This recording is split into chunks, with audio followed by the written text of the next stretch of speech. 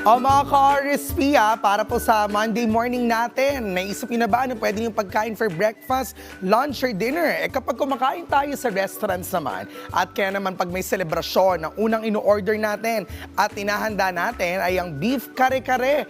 Isa itong dish na masasabi nating comfort food. Dahil dyan, ibabahagi namin sa inyo ngayon ang easy steps on how to cook a beef kare-kare. Panoorin na po natin yan dito lang sa Sarap Pinoy! Araw-araw ay hindi mawawala ang iba't ibang putahe na paboritong lutuin ng isang ina sa kanyang pamilya. Ang bawat amoy nito ay tila simbolo ng kanyang pagmamahal at pag-aaruga. Isa na nga sa madalas ihain sa hapagkainan ng mga magigiting na nanay ay ang beef kare-kare. At para turuan naman tayo kung paano nga ba ito lutuin, ay makakasama natin si Chef Joy Domingo. Dito sa Sarap Pinoy. Lalagyan po natin siya ng water. Yan. So, depende po yan sa dami ng gusto nyo pong sabaw. Ilalagay po natin itong 200 grams na beef. I-boil lang po natin. So, pakuluan lang natin siya. Next naman ay ilalagay ni Chef Joy ang kanilang premix or ready-made butter. So, para mas maganda yung kulay niya, at suwete. So, pakuluan lang po natin siya. Pwede rin po tayo mag-add ng beef cubes. So, i-mix lang natin siya para yung peanut butter po niya is matunaw. Yan. So, napakasimple niya kasi nakaprepare na yung beef natin. Normally, magpapakulo ka ng beef.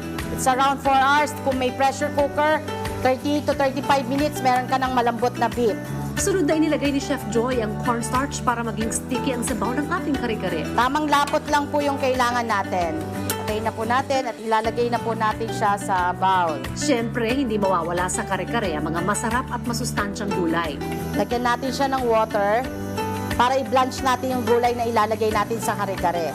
So, lalagay natin yung pechay.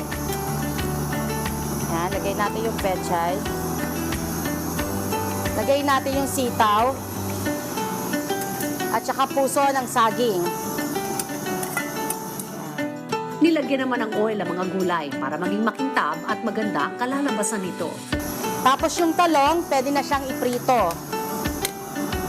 So napansin nyo, yung gulay naging parang shiny siya dahil dun sa oil. Matapos maluto ang mga gulay, ay nilagay na ito ni Chef Joy sa ating kare-kare. Tapos po, syempre hindi mawawala yung bagoong. Yun yung pinaka masarap sa kare-kare. Ito na po ang finished product ng beef kare-kare. Para naman tikman kung masarap nga ba ang ating Filipino dish na beef kare-kare, ay makakasama natin si Chef Jaser. Parang ang sarap nito kung may coke. Pwede lang akong mag-asawa. Sarap.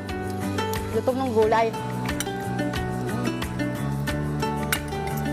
Ay, ang sarap.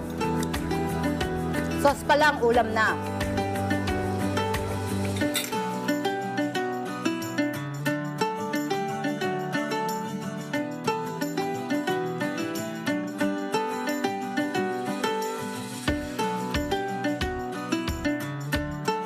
At yan ang rich and flavorful stew na beef kare-kare. Another yummy dish na naman ang may sasama natin sa ating weekly menu na tiyak magugustuhan ng ating pamilya. At syempre, kung may na-miss naman kayo sa episode natin this morning, maaari nyo yung bisitahin sa aming official social media accounts at Rise and Shine Pilipinas sa Facebook, YouTube at Instagram, habang RS Pilipinas naman sa TikTok at X. At muli, ito ang Sarap Pinoy.